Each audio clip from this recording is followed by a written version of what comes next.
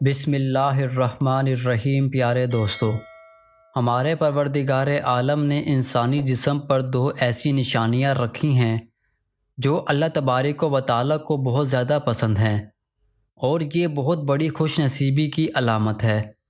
جس بندے کے جسم پر یہ دو نشانیاں موجود ہوں، وہ دنیا اور آخرت دونوں جگہ اللہ کا سب سے پیارا اور مقرب بندہ سمجھا جاتا ہے۔ محترم ناظرین، اللہ تعالیٰ نے انسان کو پوری کائنات کی تمام مخلوقات میں سے بہترین، سب سے حسین اور سب سے خوبصورت پیدا فرمایا۔ جیسا کہ قرآن پاک میں خود اللہ تبارک و تعالیٰ کا ارشاد ہے کہ بے شک ہم نے انسان کو بہترین انداز میں پیدا کیا۔ انسان کے وجود میں ایک ایسی قدرتی نشان اور عظمت چھپی ہوئی ہے جو اللہ تبارک و تعالیٰ کی وحدانیت، قدرت اور حکمت کی سب سے بڑی نشانیوں میں سے ایک ہے۔ یہی جسم، یہی اعضاء، یہی خد و خال اللہ تبارک و تعالیٰ کی عظمت تخلیق کا زندہ مظہر ہے۔ انسانی جسم میں رونما ہونے والی تبدیلیاں بھی اللہ تبارک و تعالیٰ کے نظام قدرت کا حصہ ہیں، اور ان تبدیلیوں کے ساتھ ساتھ انسانی جسم کے مختلف اعضاء پر جو مختلف نشان ظاہر ہوتے ہیں، وہ انسان کے اخلاق و کردار کو بھی ظاہر کرتے ہیں۔ انہی نشانیوں میں سے دو نشانیاں ایسی ہیں کہ اگر کسی انسان کے جسم پر یہ دونوں ظاہر ہو جائیں تو وہ اللہ تبارک و تعالیٰ کو بہت زیادہ پسند ہے اور وہ بہت خوش نصیب سمجھا جاتا ہے۔ تو آج کی ہماری ویڈیو میں انسانی جسم پر انہی دو نشانوں کے حوالے سے ہے کہ انسان کے جسم کے کن کن اعضاء پر اگر یہ نشان پائے جائیں تو اللہ تبارک و تعالیٰ کو پسند ہوتے ہیں، اور وہ نشان اللہ تبارک و تعالیٰ کی رحمت اور فضل کو حاصل کرنے کا باعث بنتے ہیں۔ یہ وہ نشان ہے جو صرف خوش نصیب لوگوں کو عطا کی جاتی ہے، کیونکہ ان نشانوں کے پیچھے اللہ تبارک و تعالیٰ کی خاص رحمت اور تقدیر کا پیغام چھپا ہوتا ہے۔ یہ نشان کبھی پیشانی پر ہوتے ہیں، کبھی ہاتھوں پر، کبھی گھٹنوں پر۔ کائنات کی ہر شے کسی نہ کسی نشانی کے ساتھ پہچانی جاتی ہے۔ درختوں کے پتے، پہاڑوں کا رنگ، سمندروں کی لہریں، سب اللہ تبارک و تعالیٰ کی نشانیاں ہیں۔ اسی طرح انسان کے جسم پر موجود مخصوص نشان بھی رحمت کے آثار کہلاتے ہیں۔ یہ اللہ تبارک و تعالیٰ کی اس محبت کی یاد دہانی ہے جو وہ اپنے خاص بندوں کے لیے رکھتا ہے۔ ایسے لوگوں کے بارے میں کہا جاتا ہے کہ وہ دنیا میں بھی محبوب الہی ہوتے ہیں اور آخرت میں بھی ان پر اللہ کی خاص عنایت پرستی ہے۔ بس جو شخص اپنے جسم پر ایسے نشان دیکھے اسے اللہ کا شکر ادا کرنا چاہیے، کیونکہ یہ اتفاق نہیں بلکہ تقدیر کا تحفہ ہے۔ یہ اس بات کی علامت ہے کہ اللہ تبارک و تعالیٰ نے اسے اپنی خاص محبت اور رحمت سے نوازا ہے۔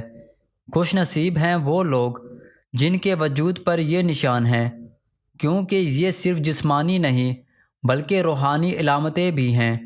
تو ان دو نشانیوں کے بارے میں بھی جاننے کے لیے گزارش ہے کہ ویڈیو کو آخر تک ضرور سنیے، تاکہ آپ کو معلوم ہو سکے کہ ایسے کون لوگ ہیں جو اللہ تبارک و تعالیٰ کی خاص رحمت اور فضل کے حقدار ہوتے ہیں۔ محترم ناظرین، انسان اگر اپنی ذات پر غور کرے تو اسے اپنے رب کی دی ہوئی ہزاروں نہیں بلکہ لاکھوں بلکہ کروڑوں نعمتیں نظر آئیں گی۔ وہ ساری زندگی بھی اللہ عز و جل کی نعمتوں کا شکر ادا کرتا رہے تب بھی ادا نہیں کر سکتا۔ اور واقعی یہ بھی ایک حقیقت ہے کہ اگر انسان کو ساری کائنات کی دولت دے دی جائے مگر آنکھ، کان، زبان، ہاتھ اور پاؤں جیسی نعمتیں نہ دی جائیں تب ہی ان کی اہمیت کا اندازہ ہوگا۔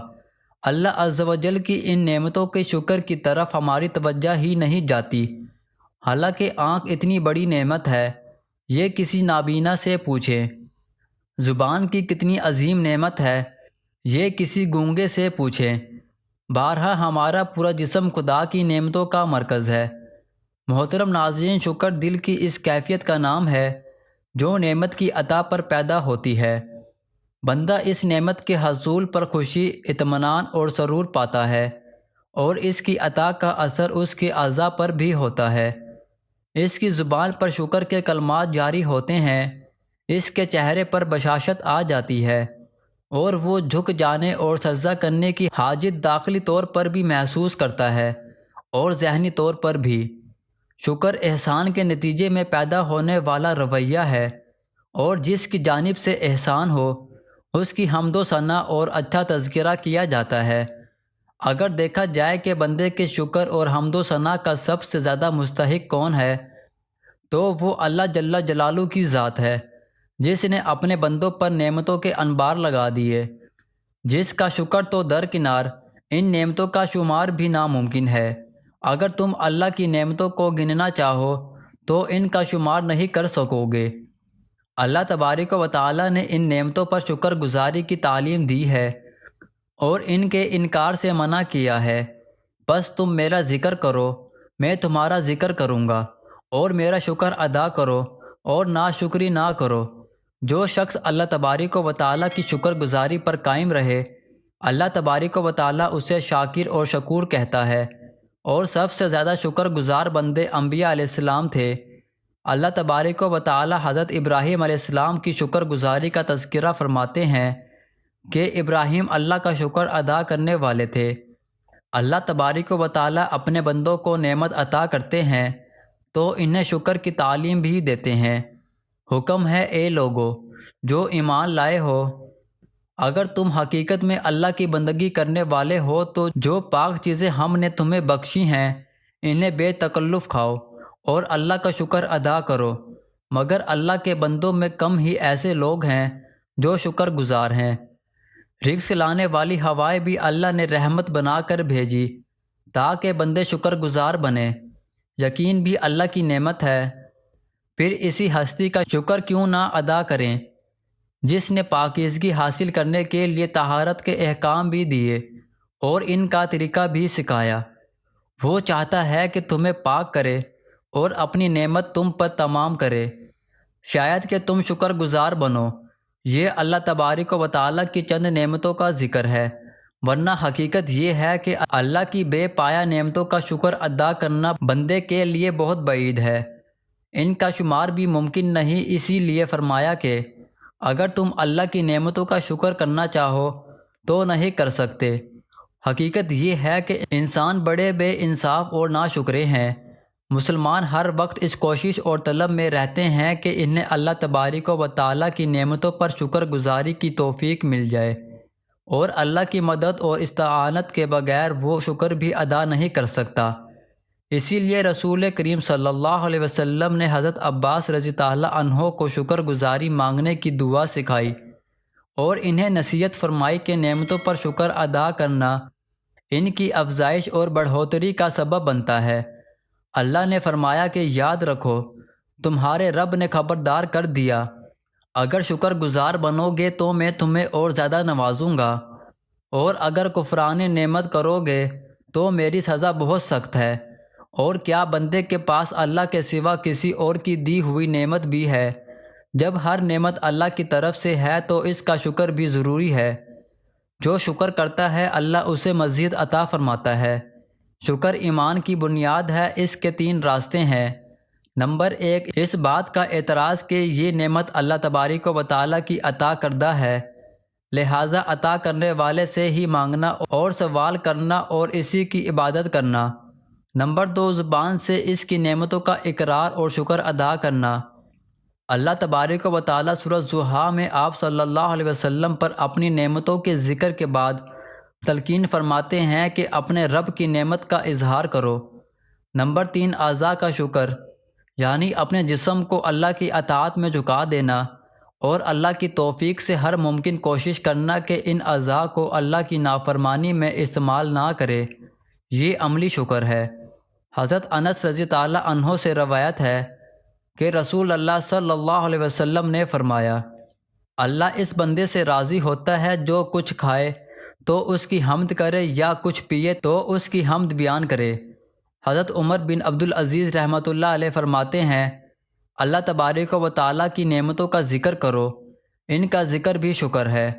حضرت عائشہ رضی اللہ عنہا سے روایت ہے کہ رسول اللہ صلی اللہ علیہ وسلم نماز کے لیے اتنی دیر کھڑے ہوتے، اللہ نے آپ کے اگلے پچھلے قصور معاف کر دیے تھے، پھر بھی آپ نے فرمایا، کیا میں اللہ کا شکر گزار بندہ نہ بنوں؟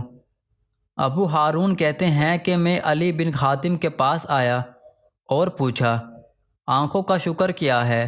فرمایا کہ جب تم ان سے اچھی چیز دیکھو تو اس کی حفاظت کرو، اور کچھ برا دیکھو تو وہاں پردہ داری کرو۔ پھر پوچھا، اور کانوں کا شکر کیا ہے؟ بولے، کچھ اچھا سنو تو اسے یاد رکھو، اور کچھ برا سنو تو بھلا دو۔ سلف میں سے کسی کا قول ہے کہ شکر نافرمانی اور مصیبت کو ترک کرنا ہے۔ ابو حازم رحمۃ اللہ علیہ نے فرمایا کہ شکر معیشت سے رک جانا ہے اور اطاعت پر جم جانے کا نام ہے۔ اگر کوئی شخص زبان سے شکر ادا کرتا ہے مگر تمام اعضاء سے شکر نہیں کرتا تو اس کی مثال اس شخص جیسی ہے جس کے پاس ایک چادر ہو اور اس نے صرف اس کا کنارہ تھام رکھا ہو۔ اگر وہ اسے پہنے گا تو اسے سردی، بارش اور ٹھنڈک سے نہیں بچائے گی۔ شکر گزاری یہ ہے کہ اللہ کی نعمتوں کی دل سے قدردانی کی جائے اور اس کا شکر ادا کیا جائے۔ بندہ جب صبح بیدار ہو تو سب سے پہلے الحمدللہ کہے اور اپنے دل اور زبان سے اس کا شکر ادا کرے۔ اعضاء کا شکر یہ ہے کہ ان سے مصیبت کی چیزیں نہ سنے نہ دیکھے، جیسے غیبت یا فحش بات یا گانا، برے مناظر نہ دیکھے، اللہ کے حرام کردہ مقامات پر چل کر نہ جائے، اپنے ہاتھوں سے برا کام نہ کرے، بری تحریر نہ لکھے، غیر محرم کو ان ہاتھوں سے پیغام نہ لکھے، اور نہ کسی حرام کام کے لیے کھڑے ہوں۔ اس کے برعکس اللہ کی نعمتوں کا شکر یہ ہے کہ اپنے جسم کو اللہ کی اطاعت پر لگا دیں، قرآن کی تلاوت کریں اور اسے سمجھیں، علم کے حصول کے لیے کانوں، آنکھوں اور ہاتھوں کا استعمال کریں، نفع بخش اور مفید پیغامات سنیں۔ اسی طرح اعضاء و جوارح کو بھی اس رب کی فرمانبرداری میں لگا دیں جس نے انہیں نعمتوں کا خزانہ عطا کیا ہے۔ اللہ کے فرمانبردار بندے خوشی کی خبر اور نعمت ملنے پر اس کے حضور سجدہ کرتے ہیں۔ وہ سجدہ وضو اور نماز کا محتاج نہیں، بلکہ خوشی کے موقع پر اس کے حضور جھک جانے کا نام ہے۔ اگر آپ کو شکر کی توفیق مل گئی تو اس پر بھی اللہ کا شکر ادا کیجیے، اس کی حمد و ثنا کے لیے، کیونکہ اس کے شکر گزار بندے تھوڑے ہی ہیں۔ محترم ناظرین، اللہ تعالیٰ نے انسان کے لیے بے شمار نعمتیں بنائی ہیں۔ اگر ہم سوچیں تو ہمارے جسم کا ایک ایک بال بھی اس کی نعمتوں پر شکر چاہتا ہے تو ہم کبھی ادا نہیں کر سکتے۔ اللہ خود فرماتا ہے کہ اگر تم میری نعمتوں کا شکر کرنا چاہو تو ان کا شمار نہیں کر سکتے۔